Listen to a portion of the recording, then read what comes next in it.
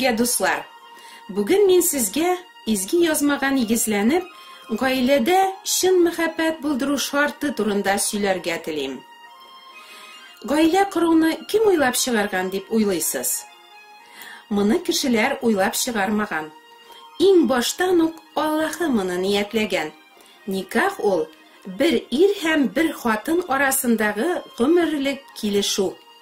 Никахка керүче парлар гомерләре буе бер-берсен яратырга, бер-берсенә тугры булырга, үлгәнче бер-берсе турында кайгыртырга сүз бирәләр. Кызганычка каршы, күпләр бу вәгъдәләрен бик тиз оныталар. Онытмаганнары үти алмыйлар. Ни өчен дигәндә, бер-береңне ярату ул вакыт узу белән үзгәрүче, юкка чыгучы хисләр, тойгылар гына түгел, якыныңның йөген күтәрешү, аның турында кайгырту, аның начар гамәлләрен һәр вакыт кичереп яшәү. Кайсыбыз буларны гел үтәргә әзер? Гаилә корып бераз вакыт узгач, ни өчен мин буларны үтәргә тиеш? Ул бит үтәми, гел минем белән файдаланырга гына тели. Мин риза түгел бу гаделсезлеккә, дип уйладым мин дә. Өметләнеп көткән бәхетләрен кешеләр нишләп гаиләдә тапмыйлар соң?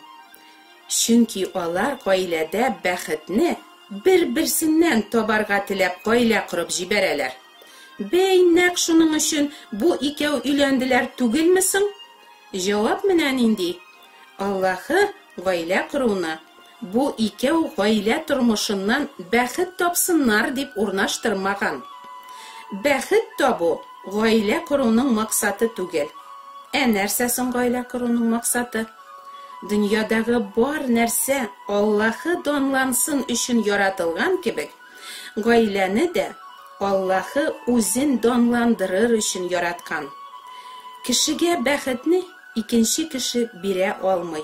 Чөнки бер кешедә дә бәхет юк. Бәхет Аллаһыда гына бар. Кешеләргә бәхет бирүче бары Аллаһы Тәгалә генә. Кеше кешене бәхетле итә алмый. Кешене бәхетле итү мәсьәләсен Аллаһы үзе өчен калдырган. Әгәр кеше юанычны, шатлыкны, тормышның мәгънәсен Аллаһыда таба алмаса, гаилә тормышында ул буларны бер кайчанда һәм бер ничектә таба алмаячак. Бәлки баштарак кеше гаилә тормышыннан ниндидер шатлык таба да, бала яңа уенчыктан тапкан кебек. Ләкин без һәр нәрсәдән тиз ялыкабыз. Озакламай бу уенчык безгә инде кызык түгел. Күңел яңа кичерешләр, ялкынлы хисләр тели башлый. Чөнки тегеләре сүнә, көлгә әйләнә. Ни өчен? Уйланганыгыз да булгандыр. Ләкин уйланып кына калмаска, дөрес җавапны чыннан да табарга теләп эзлисезме сез? Мәхәббәт башта бар иде. Хәзер инде үтте дибез гадәттә. Ләкин бу мәхәббәт түгел, гашыклык кына иде. Чөнки чын мәхәббәт бер кайчанда бетми ди Алла сүзе. Ләкин куанычлы хәбәр әйтә алам сезгә. Сезнең чынлап та яратырга өйрәнү мөмкинчелегегез бар. Һәр кеше иң башта якыны турында түгел, үз файдасын эзли. Моны мин әйтмим, Алла сүзе шулай ди. Баштарак бәлки без гашыклык дәрте белән риза да булырбыз йөкнең авыррагын үзебез тартырга, аның турында кайгыртырга, ул гаепле булса да һаман кичерә килергә, түзәргә. Ләкин иртәме соңмы безнең түземлегебез бетәчәк. Чөнки һәр вакыт түзү өчен мәңгелек чыганакка тоташтырылган булу мөһим. Бу Алла гына. Үз иреңне яки хатыныңны битми торган мәхәббәт белән ярата алу өчен кешенең күңеле үзгәрү кирәк. Гашык булган чагыңда күңелең чыннан да үзгәрде сымак. Син аны яратасың, аның турында көннәр буе уйлыйсың. Ничек аның белән гел бергә булу турында хыялланасың, аңа карап сокланасың, аңа ниндидер яхшылык эшлисе, аны сөендерәсе килә. Аның начар гадәтләрен күрмисең, яки шунда ук аларны кичерәсең. Аны гел сагынып торасың. Ул синең тормышыңның яме, ул күзеңнең нуры, ул йөрәгеңнең шатлыгы. Синең аны мактап сөйлисең, җырлыйсың килә. Син хыял канатларында сөйгәнең белән бергә очасың. Сиңа башка бер кем дә кирәкми. Әгәр син сөйгән ярың белән кавыша алмасаң, бу хисләр гомерең буе күңелеңдә саклана кебек. Ләкин бу тойгылар бергә булмаганга, бергә яшәмәгәнгә генә сүнмиләр. Чөнки кеше үзенең хыялы белән уйларында аларга гел ялкын өстәп тора. Сез сөйгән ярыгызны түгел, үзегезнең хыялыгыздагы мәхәббәтне яратасыз дип бер укытучы безгә дөрес әйткән булган. Нигә гомер буе шундый рәхәт хисләр кичереп кенә яшәп булмый икәнсең? Менә ни өчен?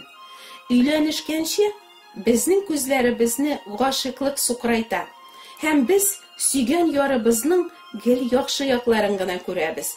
Җитмәсә, һәркем бит үзенең начар якларын, алама гадәтләрен яшерергә, күрсәтмәскә тырыша. Инде бергә яши башлагач, ике якның да теге яшерен, ямсыз кыланышлары чыга башлый. Менә китә бер-береңне күреп гаҗәпләнүләр. Ужас! Менә син нинди икән? Үзеңне бел. Синең монда икәнеңне белсәм, мин бөтенләй сиңа өйләнмәгән булыр идем. Әлбәттә, бар парлар да мондый сүзләрне кычкырып ук әйтмәскә дә мөмкиннәр. Ләкин һәркемнең кемне сайлаганына бергә яши башлагач кына күзләре ачыла башлый. Башта без бик аптырыйбыз. Нишләп ул хәзер минем күзләремә генә карап торырга теләми? Нишләп ул минем сүзләремне элекке кебек йотлыгып тыңламый? Нишләп ул минем һәр теләгемне үтәргә сикереп төшми? Туйларда гүзәл кәләшләргә, сокланырлык матур кияүләргә карыйм да мин. Әле белмисез сез бер-берегезне. Менә иртәгә башланачак дип уйлыйм ичемнән генә. Башкача булу мөмкин дә түгел. Ни өчен? Чөнки ике эгоист өйләнә. Һәркем үзенең талапларын куя башлаячак. Һәркем иң башта барыбер үз файдасын эзләп эш итә башлаячак. Һәркем үзенең мәхәббәте өчен хак сорый башлаячак. Мәхәббәт ул өйләнгәнче генә түләүсез, шартсыз сымак иде. Хәзер извини, гел шулай булмый. Мин бит сиңа карата шундый, син нигә миңа да шулай җавап бирмисең? Мин бит синең өчен менә моны да, тегене дә эшлим, син китә үпкәләр, канәгатьсезлекләр, үртәлүләр, кичермәүләр, хәтта үчләр. Каян чыга бездән бу явызлыклар? Алла сүзе җавап бирә. Кеше йөрәгеннән. Кайберәүләр, минем йөрәгем саф, чиста, явызлык юк миндә диләр. Мондый кешеләр Аллаһның һәр кеше ялган, кеше йөрәге үтә бозык һәм аның төзәләсе юк дигән сүзләренә каршы киләләр. Аллаһның хак сүзләре белән бәхәсләшәләр. Аларны ялганга чыгарырга телиләр. Мондый ризасызлыклар, карышулар Аллаһыга баш күтәрү дип аңлата изге язма. Чын иман Аллаһның сүзләре белән ризалашудан, үзеңнең төзәтә алмаслык бозык, явыз икәнеңне танудан башлана. Бер компьютерда үзен үзе төзәтә алмаган кебек, кеше дә үзен төзәтә һәм явызлык тулы йөрәген чистарта алмый. Бу эшне фәкать кешене бар итүче, аны үтәли белүче акыл иясе генә булдыра ала. Үзенең сүзләренә ихлас ышанып, гөнаһларыннан арынырга теләүчеләргә Аллаһы яңа йөрәк, яңа рух бирергә вәгъдә итә. Ул моны гөнаһлылар урынына үзен курбан итеп китергән Гайса Мәсихнең аларны юлып алуы хакына гына эшли. Дусларым, Аллаһы һәр гаиләнең бәхетле булуын тели. Шуңа күрә үзенең зирәк киңәшләрен һәркем өчен изге язма битләрендә язган. Раббының гаилә өчен язган инструкциясын өйрәнмәү, кулланмау һәркемне бәхетсезлеккә, кайгы-газапларга, тынычсызлыкка, хәүеф-хәтәрләргә һәм башка шундый тискәре күренешләргә дучар итә. Аллаһы белән дөрес мөнәсәбәтләрдән тыш бернинди мәхәббәт тә, бәхет тә була алмый. Кеше Аллаһыны яратса гына икенче кешене, хәтта дошманын да ярата ала. Алла мәхәббәте генә мәңгелек чыганак. Аллага мәхәббәт генә бәхетле гаиләнең нигезе. Киләсе чыгышымда, Ходай насыйп итсә, рухи нәсихәтләрем белән уртаклашуны дәвам итеп, кешенең ни сәбәптән адашу юлында калуы турында сөйләргә телим. Дусларым, Аллаһы чын мәхәббәт. Килегез аның каршына, гөнаһларыгыздан чистарынып, яңа йөрәк кабул итү өчен. Тотыныгыз чын мәхәббәткә. Ул сезнең дә йөрәкләрегезгә үзенең мәңгелек мәхәббәтен кояр. Амин.